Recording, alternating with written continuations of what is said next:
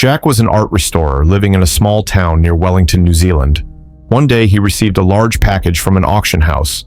Inside was a beautiful antique mirror with an intricately carved wooden frame. The mirror had once belonged to a British collector who had immigrated to New Zealand many years ago. "Wow, this is stunning," Jack said to himself, admiring the craftsmanship.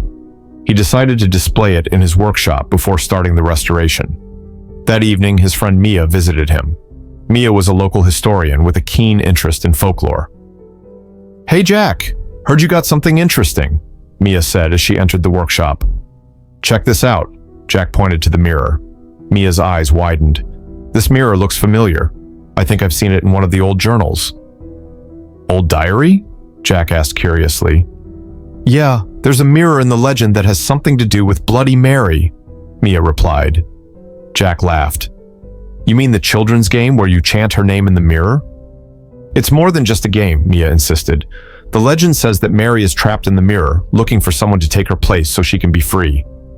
"Come on, Mia. You don't believe in that stuff, do you?" "Maybe not, but it's interesting. We should try the ritual." Jack shook his head. "I don't think that's a good idea." Despite his reluctance, Jack eventually agreed after Mia's persistent urging. They decided to perform the ritual that night. At midnight, they stood in front of the mirror with candles flickering, casting eerie shadows on the walls.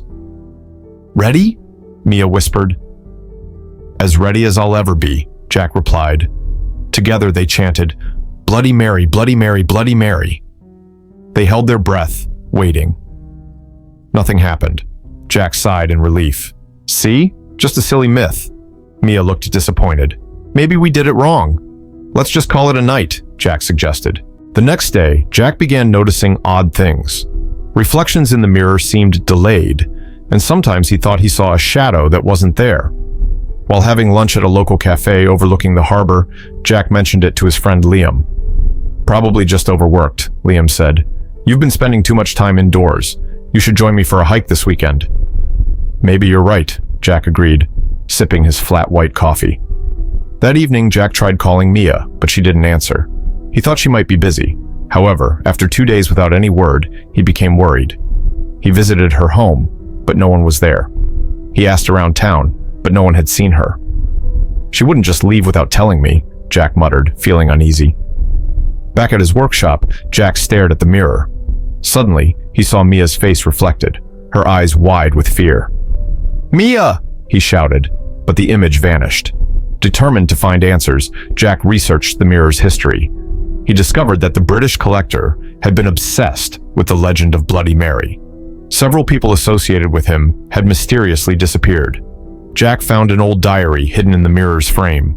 It detailed rituals and warned of Mary's desire to escape the mirror world by trapping others. "This can't be happening," Jack whispered. Jack decided to perform the ritual again, hoping to communicate with Mia. At midnight, he stood alone before the mirror. "Bloody Mary, Bloody Mary, Bloody Mary," he chanted. This time, the mirror's surface rippled. Mary's figure appeared, pale with long dark hair. "Where is Mia?" Jack demanded. Mary smiled faintly. "She is with me now." "Let her go." "I will if you take her place," Mary offered. Jack hesitated. "What happens if I agree?"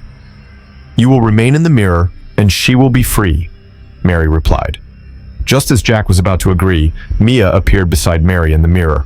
"Jack, don't do it," Mia shouted. "It's a trap." Mary's expression darkened. "Silence." Jack looked confused. "Mia, what's going on?" "She's lying. If you take my place, she'll keep us both trapped and escape herself." Mary reached out from the mirror, her hand extending unnaturally. "Decide now," she hissed. Realizing there was no other way, Jack grabbed a nearby Maori carving, a taonga he had found during his work. "Spirits of the land, help me," he whispered. He threw the carving at the mirror. The glass shattered with a deafening crash. A gust of wind blew through the room, extinguishing the candles. When the dust settled, the mirror lay in pieces. Both Mary and Mia were gone. Days later, Jack sat alone on a hillside overlooking the rolling green landscapes of New Zealand. The sky was clear, and the sound of native birds filled the air. Liam approached, sitting beside him. "Still no word from Mia?" Jack shook his head. No, it's like she vanished. Maybe it's time to let go, Liam suggested gently. I just wish I could have saved her, Jack said, his voice filled with sorrow. As they stood up to leave, Jack caught a glimpse of something shiny in the grass. It was a small piece of the mirror. He picked it up, and for a moment thought he saw Mia's face reflected back at him. Jack! Her voice echoed faintly. Startled, he dropped the shard, which fell into a stream and was carried away. Months later, a tourist walking along a beach found a small mirror fragment washed ashore. Picking it up, they saw a flicker of a smile that wasn't their own. Strange, they murmured, pocketing the piece. Far away, Jack continued his work, always keeping an eye out for mirrors, hoping one day to find a way to bring Mia back.